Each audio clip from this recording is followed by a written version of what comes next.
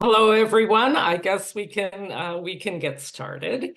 And I'm very fortunate and blessed to be here today with three of the most prolific and well-awarded writers in our country. And I'm just so happy to be able to talk about something that most people don't want to talk about. And we have to really think about the reality of what happens as we age, as writers, as people who go out and promote our own work. So I'm going to start with this wonderful quote, and it says, "Age is an issue of mind over matter. If you don't mind, it don't matter." And that, of course, is Mark Twain, who, laughed himself into eternity. And so what I would like is for each of you to just, briefly do a brief introduction to our unseen guests and to talk about, what your definition of ageism is. So, Rona, could I ask you to start first, please? You want me to give a definition, Norma? Yeah. Well, Well, I would say that ageism is discrimination or bias against a person or more than one person on the basis of that person's age. Usually this is applied to people because they're older, but it could also be applied to people because considered to be too young, for example, to receive information that they actually are perfectly capable of receiving, absorbing, and working with. But I think today we're talking more about getting on in years, right? Well, in our heads, we're not old, but but we're thinking about how do you think publishers approach you differently now, Rona? Like, you have a huge body of work that you've published, and so do you think that you're marketed differently? Do you get that kind of impression? Well, first of all, I would say, Norma, that your definition of huge and my definition of huge are not the same. but anyway, I wasn't able to get to writing in earnest until I was well into middle age, 45, 46 years old, before I could do anything, because of having to provide for my family, etc. Right. Yeah. Those are the things that interfere with writing. I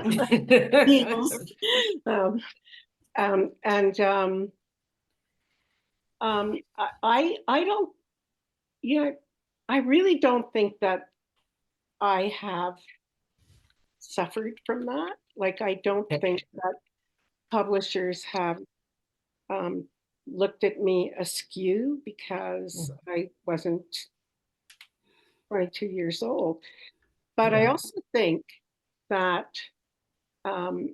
it's never overt. It's very rarely overt. So often, discrimination of any kind is not overt. So it may be like you're sitting on a panel and there's somebody next to you who you feel is being dismissive, and this person happens to be 22, happens to be 74, and so you get this vibe, but can you really prove? Right. Similarly, when you get a rejection, they don't say, well, unfortunately, we're not going to accept your work because you just sound too damn old for us. Like, don't do that. So it's I think that as the publishing is part of society at large, there's bound to be ageism, because there's lots of ageism in society, as became extremely evident during the pandemic. But it is not overt, and I would also say that it is probably never intentional, because I think people, Okay.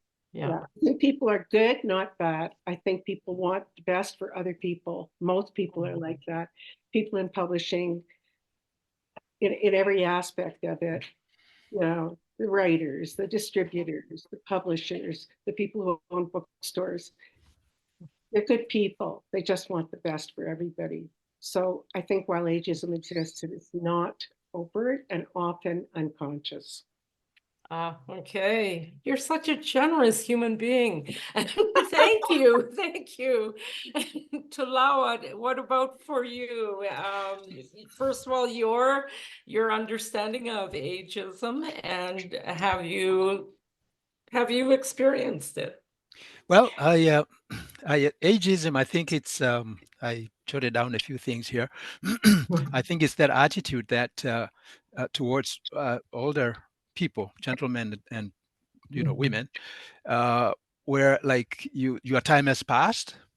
That concept of, oh, your time has passed, and sometimes this also is brought about by the older people themselves. Because I grew up in Tanzania, in Africa, where the old age is actually a blessing, because at least it used to be. I don't know about now, but and so people would say, "Oh, I'm an old man, like you're 40." Once you hit 40, it's like, "Oh, I'm old. I should be Right. accorded with this respect," and that used to work like in the old days. So we don't help things. Um, and another thing is like your time, you don't count for anything. There's that. And what you did actually does not count now, because you have these young people who are trying to define their way through the world, and they kind of hobnob with each other, and they kind of do things with each other. And with the older people, they say, well, like they feel like they're inventing the wheel, like like what was done in the past, like they're not standing on the shoulders of others, which is, Right. and therefore according respect to the older people who kind of clear the path for them. So that's another thing. The other thing is when they're patronizing. For example, you go to a clinic and you're doing a test, an x-ray. I had this happening to me, and somebody says, oh dear. They kept saying dear, dear, dear. And sometimes it's because you are older than them, and you're to be pitied and and patronized. So all that kind of plays into ageism. But it's, as Rona says, it's quite subtle, and you don't actually notice it, all that much. It's just from time to time you get a glimpse of it. Okay, having said that, the other side of it is sometimes you get respect because you have an experience, and you get called upon to do things because you have that knowledge and experience, and that makes people kind of look at you and say, wow, I didn't know that. Like some young people would say, I didn't know that. Right. So it's not all young people who kind of have that attitude towards, and some kids would kind of look up at you and say, oh, you really have said something that I never really thought about. So it's a two-way. As far as submitting is concerned, as I said before, I've kind of moved away from not moved away, but shifted my focus to performing. And that's quite different when you have an audience in front of you, because then they kind of judge you by what comes out of your mouth and what you say, and it's kind of different. So they can very quickly revise their opinion of you as an older person. Well, you two are so much more gracious than me. I remember the very first time I was called ma'am, and I was like 26, and so I was completely insulted. Completely insulted. And we had talked earlier about what I was alluding to was being in a fairly large room at a lit conference, and the person next to me was introduced and she spoke, and then it was me, and then there was a man, and he's a writer out of Quebec. But when it came to me, and I did not begin to publish until I was 58. Like I didn't publish anything prior. But when it came to me, the moderator said, well, and you know, Norma, and you came along and everything was just right, you know, ready and waiting. And I thought, holy cow, buddy, what are you talking about? And he said, well, you know what I mean? Like you had all these other people who had broken the pathway for you. And my response was, you know what? I have like so many things that go against me. Number one, I'm old, I'm Indigenous, and I'm female. And I'm the last poster girl that a publisher wants. And if you're, you know, I'm not the horse that people are going to bet on. And in a way, I just felt like I had to respond that way, because I think it's for each of us that, you know, when we are artists and we put our work out into the world, we're very vulnerable, and we're going to get blowback, and it isn't always going to be pretty, and I don't know, like if you know, if I know for me, I have not published as much as either of you have. And so I don't have that same amount of experience in the publishing world. But you know, like there have been times when I felt it like, yeah, you're a little too old, Norma Dunning. But in, you know, in all of it, I think we do have to recognize that ageism does exist, you know, and that's something we come up against in all areas of our lives, you know, regardless of whether we're at a grocery store or whether we're reading out into an audience of, you know, 100 people. So do you think one of the questions, and it has to deal with where writers of a certain genre are, you know, are they prone to being more successful if they fall under a certain age group, and or less successful? So I don't know how that works for either of you, because like Tuala, you've explained that, you know, you've shifted in what you have been doing.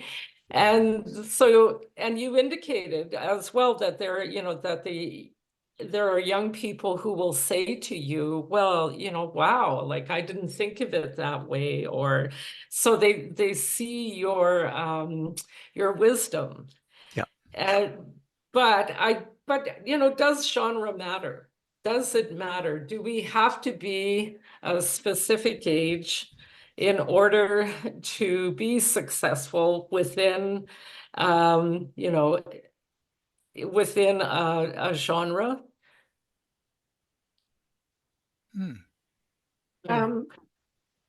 Rona.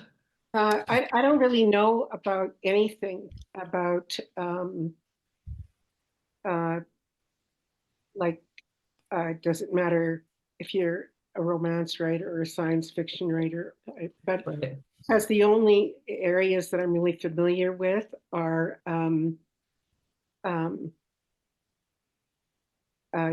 you know, fiction, creative nonfiction, and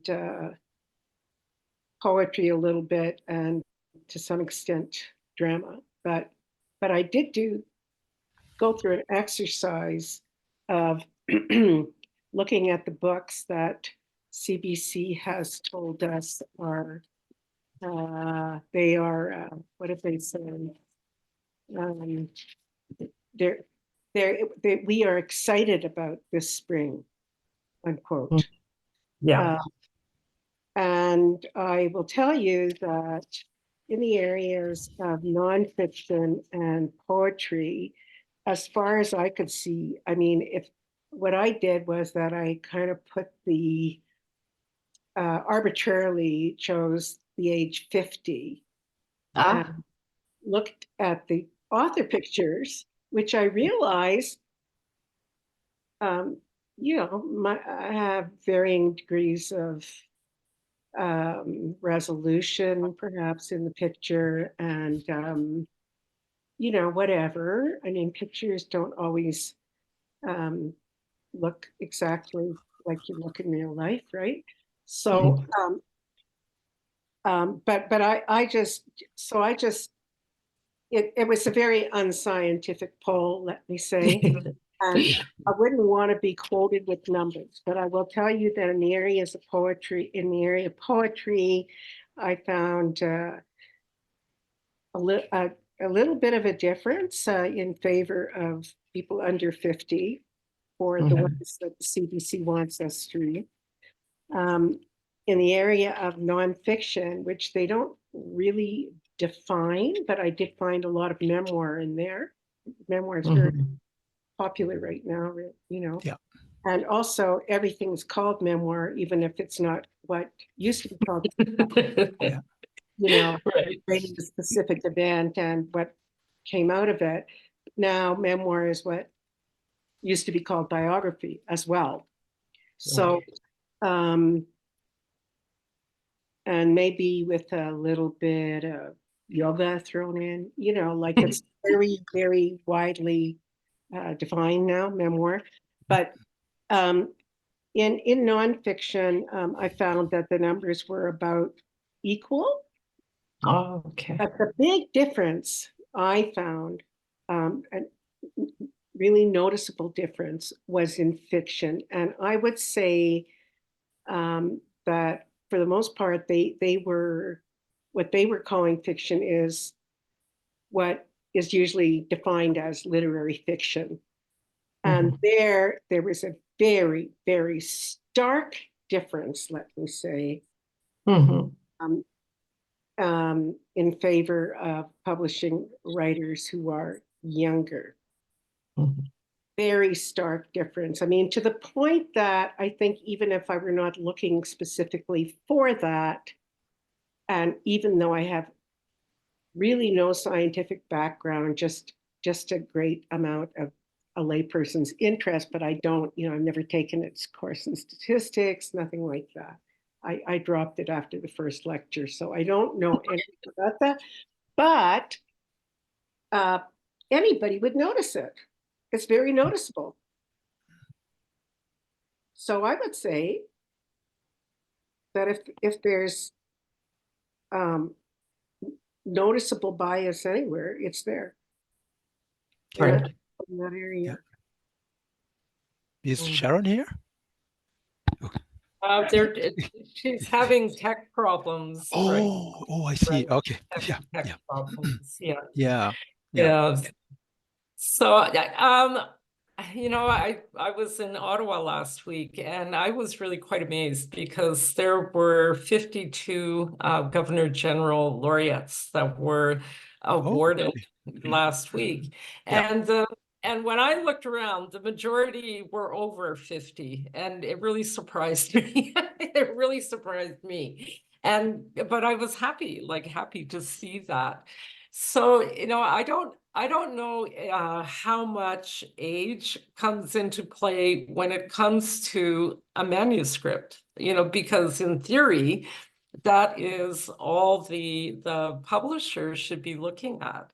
And, you know, everything should be based on writing itself. And there you are, Sharon, you're back. Yes. I just about given up hope. This is the first time I've been the one who's ever had this problem. So I was kind of frantically pressing buttons and swearing, and you missed a lot. Oh, darn it. We missed out on the swearing part. So what we were talking about, Sharon, was does I could hear you. ageism, oh, Yeah. okay. Does Okay. ageism, does it come into play based on genre of, you know, whatever it is that you're writing in? And you know, have you experienced it yourself? Oh my God, yes. I know. I think I have to say I'm going to be 84 a lot faster than I want to be. Uh, and my good fortune or bad fortune, depending on how I look at it, is that everyone tells me, and I accept what they say, because, that I don't look anywhere near that age or act like it, whatever act like it means. Um, uh, and so that makes it easier for me than people who have the outward signs with the very wrinkled face and the white hair and maybe a bit of a hump and all the rest of that young people think is appalling. I don't think that anybody would disagree that we live in a youth worshiping culture right now. So, you can hardly expect that any particular area or business or whatever would be completely free of ageism. It just wouldn't be. I didn't even publish my first book till I was 44, so I've always been older than everybody else. But I hit Calgary when I was 68, which was way too old to start a new life. I mean, within the writing group, um, that is like a social life among writers just didn't happen for me. Um, uh, I've got some notes here, and I got completely rattled. And if we look around in our culture right now, it seems like living is for the young, and people my age don't have a future. So everybody kind of tends to write you off, whether they're actually being ageist or not. They just, well, anyway, and it's hard to find. To find stats or any way of proving this, but we do, and I think I heard Rona say this before I got off the track there, that in our culture generally we privilege the unusual, the new and exciting over the so-called wisdom of the aged, and we privilege the starters and perpetuators, yeah, that's the word, of short-lived trends, or trends that are usually short-lived or that keep changing, over somebody who keeps doing something from an era that they think is dead and gone, you know. Um, uh, and it's just assumed that at 80 you're finished. Everybody in publishing, and I think this is really important, is going to be 20 to 50 years younger than a writer my age is. And how can they be unaffected by the culture? And of course, there are other factors. For example, publishers might see a book that they like, and they take a look at the writer of it, and they think, oh, we can't do that because this person's 85 or 87 or something, doesn't have a big reputation yet. We put money into her and then she drops dead. So it might not be such a good plan. The other thing is that it's a known fact that publishers love, the big publishers anyway, and I know this because I've sat in these meetings, like a writer who is a good presenter of him herself and who can sell him or hers own books. And old people have kind of dropped the charm and wit in favor of presenting a this is who I am persona, and that doesn't sell books to the 25-year-olds. Well, okay, I have a few other things to say. Whoops. I wanted to say one thing, though, that I thought was important. I did this for a different panel on something close to this subject. I just lost a hearing aid. So that's a point against me. Anyway, No, it isn't. I'll stop after I give you this one point. I was asked to do a panel that was 4 aged writers talking about their work, and we couldn't even get anybody. We wound up with Oh, Rhoda. Uh, Sure. Aaron, you're froze. There's been a disconnect. But I think, what I think is that Sharon is being very honest, and there's a hard reality to how much, well, first of all, how every writer is expected to be able to promote their own work and generate their own sales, and so there is that certain amount of salesmanship that comes into writing. I know for me, I keep a Facebook page and LinkedIn, and that's enough. But I know that I've also had publishers say, well, what about Instagram and and like all these other social media platforms, which I really have no interest in. I just don't. And so, perhaps I don't know if that is ageism or if it's just like, no, I don't enjoy, having to promote myself in that way. But I can see, the value in it in terms of book sales. And I think another thing that, Sharon brought up was how much of an investment is a publisher going to make with an older writer? Are you going to be able to pick up steam? Are you going to be able to, have a following? And it's always, a lot of it does come down to marketability. And it's too bad. Honestly. Sharon may be returning. Yeah, maybe. But so anyway, I would like because, well, and I keep saying it, and I'm just going to keep saying it, you've all published far more than me. And so I would like us to spend a little bit of time talking about, have you been able to help other younger writers? Or have other younger writers approached you, or other writers, they don't even have to be younger, and wanted to talk about the publishing process and that kind of stuff? Have either of you experienced that, being able to give your wisdom away to another writer? Oh, all the time, if I may go first. Yeah, all the sure. time. And I find that the ones who are really serious, they're quite enthusiastic getting insights into writing and just things that they never would have considered, things that would have taken them a long time to kind of learn on their own. They get from just sitting down with somebody who has been writing and who has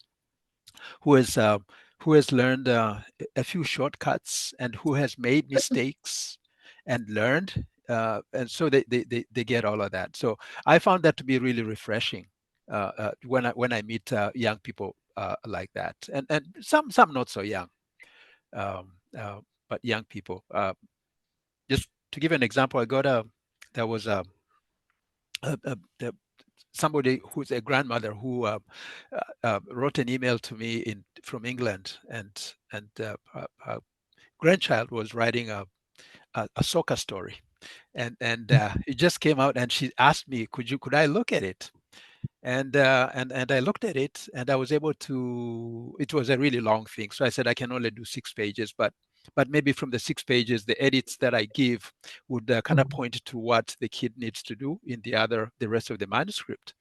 And I found I was able to actually really give the kid some work, and he was very excited, and the grandmother was also very excited, and they kind of learned that it was not writing is not a piece of cake, like you don't just write. So I think at that point I really felt the advantage of my years of experience in writing, in the writing business. Yeah. Rona, have you been able to pass on your wisdom? Well, I don't consider myself wise, actually. Others do. Yeah. I consider myself, I'm a hard worker, and I rewrite all the time, and And sometimes I really can't see the value in what I'm doing, or I'm not sure, that anybody will ever benefit from it. And if you're a person who always says to yourself at the end of every workday, which I do, did I do any social good today? Sometimes I don't know if the answer is yes or no. I really don't know. Maybe because possibly if this thing ever gets published, somebody will get something out of it. But it's not as, I think that in a sense, maybe there was a time in my youth that I really wanted to be a vet. And if I really feel that if I had become veterinarian, then I would, every day I would be able to see that I had done good, because I was making these animals feel better and I was making their owners feel better, etc. As far as people, I feel that really no matter what your job is, I mean, I had other jobs afterwards. I had jobs, probably learned the most from my time in retail, but I was also a lawyer and I was a teacher. Yeah. And I feel that in any job that you do, one of your responsibilities, whether it's written down or not, is to be as helpful as you can to your colleagues. And if they feel that they will benefit from some advice from you, then you should be open to that and actually feel honored that they approached you. So I have had, I guess, the youngest person who was writing like on a regular basis, to the point that eventually that person did start publishing books, was 15 at the time. Wow. And probably the oldest one was 92 at the time. Oof. Yeah. And everybody in between. Because I really think that these divisions that we have now, like millennials are supposed to be a certain way, and Gen Z is supposed to be a certain way, and we're supposed to be a certain way. And in every instance, you're going to find a lot of exceptions, like probably everybody, because we're actually all individuals. And I don't think we necessarily have, the right idea when we say, well, this person is 42, so therefore can put in a 14-hour day, or this person is 83 and therefore, can't do anything. I mean, look at Sharon, for heaven's sake. I can't keep up with her. Not that it's contest, but Sharon, how many books have you? Oh, she's not here right now. Well, she's very prolific, very, very prolific. And it's like, it's not as if the one book that comes after the other one is a less worthy book. Like, they're all good books and they come out like, whereas I have spent all that time maybe reviewing a couple of sentences, because they're not exactly the way I want them. I think it's good. I do try to, I mean, right now, I guess, the people that I'm in most contact with are about their work are mostly in their 50s, 60s, 70s, and it's fine. I think That's great. that I'm an editor as well has helped me a lot, because it's I've done some formal mentorships also, but you're always doing you're receiving and giving informal mentoring all the time. Yeah. But I think that as an editor, like I've been doing that for way longer than I've been writing. I started editing professionally 12 years before I started writing at all. I mean, in earnest. And I feel like you have to be very careful as an editor to respect the person comes first. The work is produced by a person. And if the suggestions that you make are hurtful to the person, it in a sense, you are detrimentally affecting them as an individual, but also their work, respecting their work. So respect for the writer always comes first. I think I might have gone off topic a bit. No, you didn't. I would like, Ashley, can you let me know? I haven't really been watching the chat, but I would like to take a couple of questions from the audience if we could. Yeah, definitely. It looks like there are quite a few questions in here. Yeah, 17. There's a lot. So I'm not sure if you saw, Rona. Lori McFadden says that you look good for your age, XOXO, which I thought was very sweet. So I'll put that in there. For people who don't, she's referring to this book in which Lori, has two beautiful pieces. And the premise of the book is, it's enough to say you look good. Stop there. We've got Patricia here. She's got some stats. It says in Deborah Dundas's book on class, she cites that the Quillen Choir conducted a recent survey and showed that 77.7% of people employed in the Canadian industry are age 40 or under, and 84.1% are women. Mm-hmm. So Elizabeth Haynes said, interesting. And then we've got Lori Hannell saying, I wonder where the stats are for writers. Very, very good question. Yeah. Ria, to Norma, I wonder how one defines successful. So these are probably, they might be hard to keep up with because the conversation has been going on for half an hour, 40 minutes at this point. I'm just trying to see here what else we have.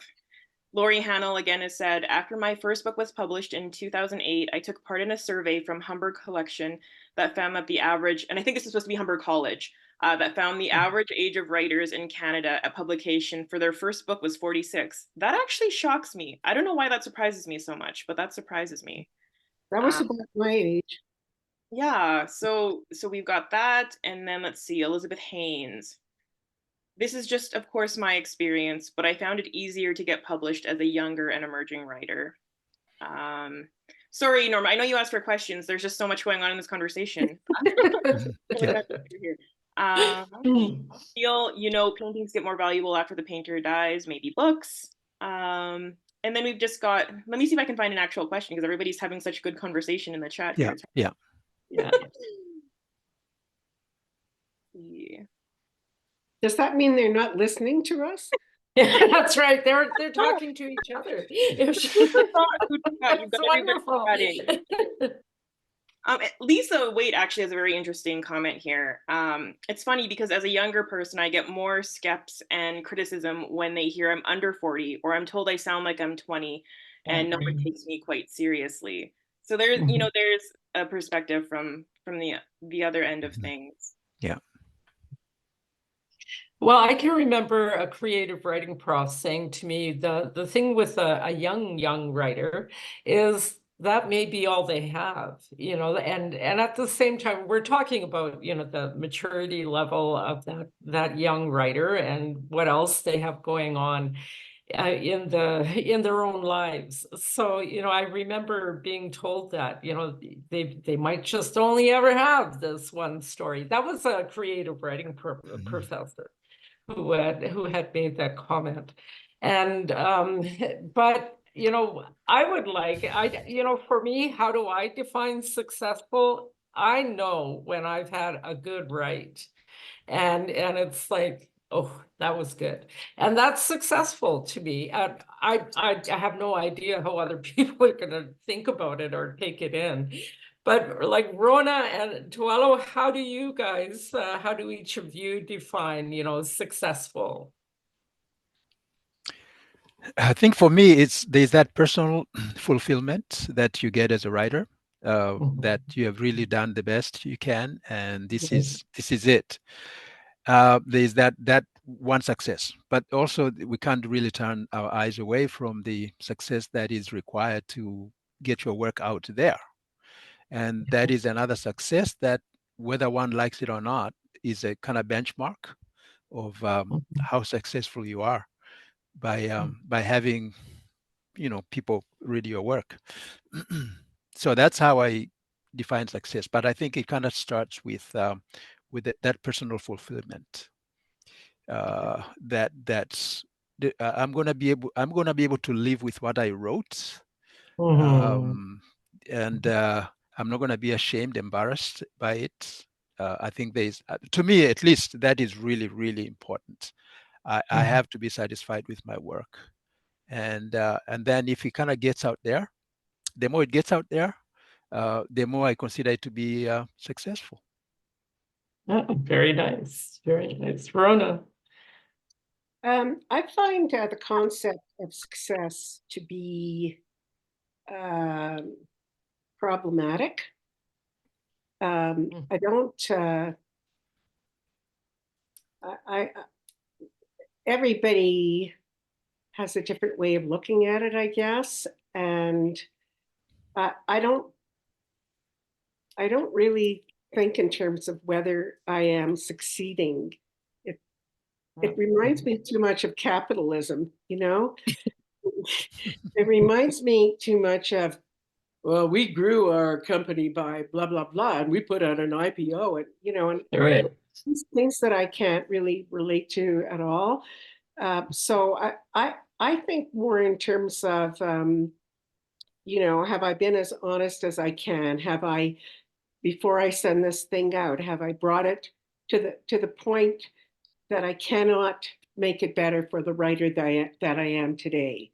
Will I, and then on the next day, you hope you'll be a better writer than you were that day. But that day, that was what you could do. So then I'm really happy when I hear from people, which isn't that often, actually. I'm not, Drake. So, but I find it deeply satisfying when somebody says, I got something out of that, because I know that I did some social good that day. That's right. Is there any other questions, Ashley, that are sitting in the chat? Yeah, there are a few that have come in. Lori Smith has asked, when you look at your old writing, are you easier on yourself when judging it now? So I'll let that one sit. Unless you want me to move on to another one, Norma. Well, we'll start with that one. I think I have a whole box of writing that, and most of it written by hand, and yeah, I never look at it, but maybe I should. Maybe I should. Same here. Yeah. Same here. Actually, I don't, and that's just because I don't really have time. Yeah. I better focus. I better focus on something that that is working, that I can bring, my experience kind of to bear and make successful right now, right? And then look at stuff that did not work in the past. Okay. Rona, do you have stuff I sitting also around? have all those notebooks full of stuff that if I went through them, maybe I would get an idea, but I don't want to go through them. I think I'm going to throw them out, actually, so when I die, my kids don't have to go through them. And also, what if I in one of them I was complaining about one of them? That would be terrible. Here, their mothers just died, and their mothers said, "Wow, I wish that kid would just grow up." No. As far as published work goes, I tend not to look at it. I find it valuable in as much as I seem to need to know that I achieved something. And see there, there's a few books there. I say, oh well, it looks like I achieved something, but I don't consult them. I consult new books that I'm reading now that are written by other people. who osmotically I feel will send me good writing energy. I will say I never read the current top 10 ever. I might read like today's current top 10. I might read that in about 3 years. But when because when you talked about what CBC is saying as the up and coming, and to me that is I always feel like we're being told what to read. Right. And we're not so much choosing. And when we look at commercial writers, like I'm trying to think of somebody right now, but their books will be #1 before they've actually been printed. Like there are writers that I think are heavily promoted and the work is not exactly available yet. And I've seen that happen. And so it's I think it's interesting how marketing works and how other writers like the tried and true kind of writers that their work is automatically #1. And it's like, boy, how many of even printed? I don't know. But so I think about that kind of marketing and what happens and I just don't. I always look at the top 10 list as somebody telling me this is what you should read. And so I don't. How do they do that though? Like, are you talking about advanced sales by commercial writers or? Oh yeah, and and some of the Indigenous writers, how they are marketed very heavily and good for them, but it's you see it as you're just like walking through a bookstore or walking down a mall and their books are everywhere. It seems like you can't get away from it. So I think there is different publishers have different marketing strategies and how they tell us what we should be reading. Norma, if you want me to pop in here for a second, it's a nice segue into Miji, and I apologize if I pronounced that wrong. But Miji's got a question here. It says, the world of publishing has changed so much since I was writing freelance magazine articles in my 30s. Can we speak about how publishing has changed in Canada? Sharon, did you want to start us off? Well, I've been publishing now for 48 years. I see an enormous difference in how the publishing industry works. One of the things that's happened has been the push for shorter books. You can't just write the length that suits the material or your own personal genius, it has to be short. And that's prioritized over length. And it's true that there has been a huge change in the searching for, you were talking about it, I guess. I don't know what the right term is anymore. Visible minorities? What's the word? People who couldn't get published because they weren't underrepresented. Unrepresented, Underrepresented. Yeah. And now suddenly they're on all the prize lists. Their bookstores are full of First Nations writers, for instance. And that's made it, it was tough, competitively speaking, from day one, but it's now way harder just to get the attention of a publisher.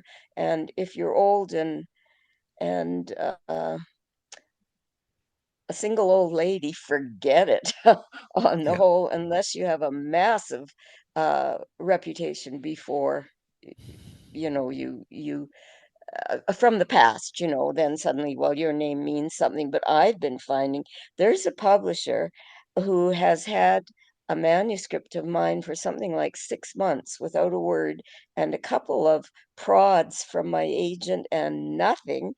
And I mean, to me, it used to be they would ask me for a manuscript, Yeah. and now suddenly uh, I don't count for anything out there anymore, and that's very tough after 48 years of publishing. All of a sudden, it's like your talent counts for nothing.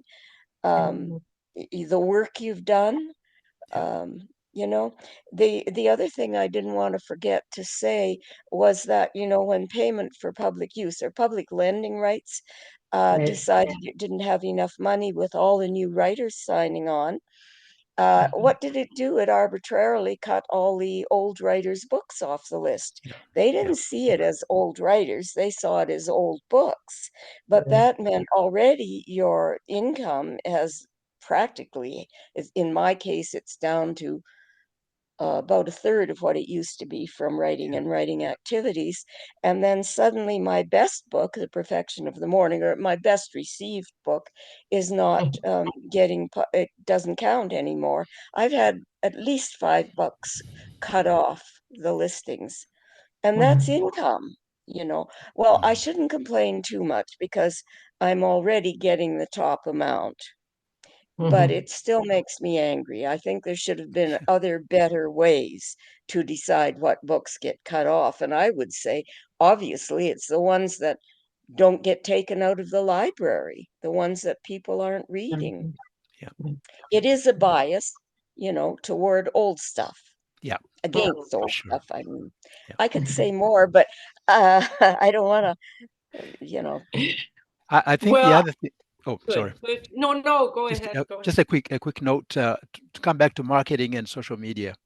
I think that's another way that publishing has changed, and also the fact that everybody thinks they can bring out a book through Amazon and self-publishing. I think that's right. another thing that has really changed the market, in the sense that there is no appreciation among those people who do that, and among people who believe that anybody can bring out a book, an appreciation for the hard work that really needs to go into making a book that is you can call a book.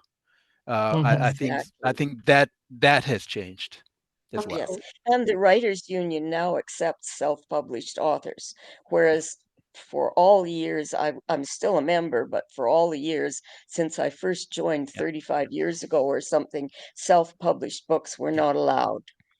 But it's because the publishing industry has changed that suddenly there are very good self-published books out yeah, there, where there never used to be, or if there were. Um, there was no way to judge it or something. And I think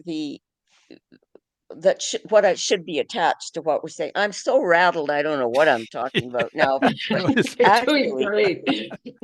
what I keep telling the writers I work with is Terry Fallis, who won Stephen Leacock Award twice and is now very much a mainstream successful Canadian author.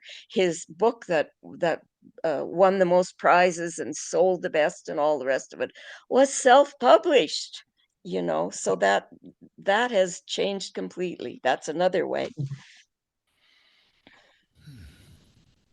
Well, I do, like the Canadian Writers Union does have a committee that reviews the self-published authors who want to be a part of the union. And Wow, yeah. I sat with that board for about 2 years, and my criteria and how I took in a self-published book was, I mean, we did have certain measurements that have to be met. But I agree with you, between anybody can publish a book now, but are they publishing a quality book?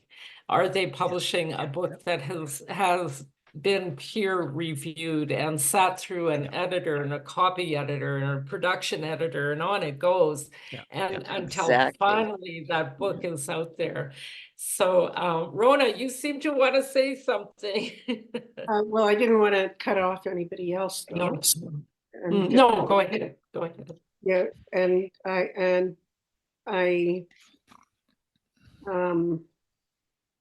I do like to listen to other people. And people have worthwhile things to say.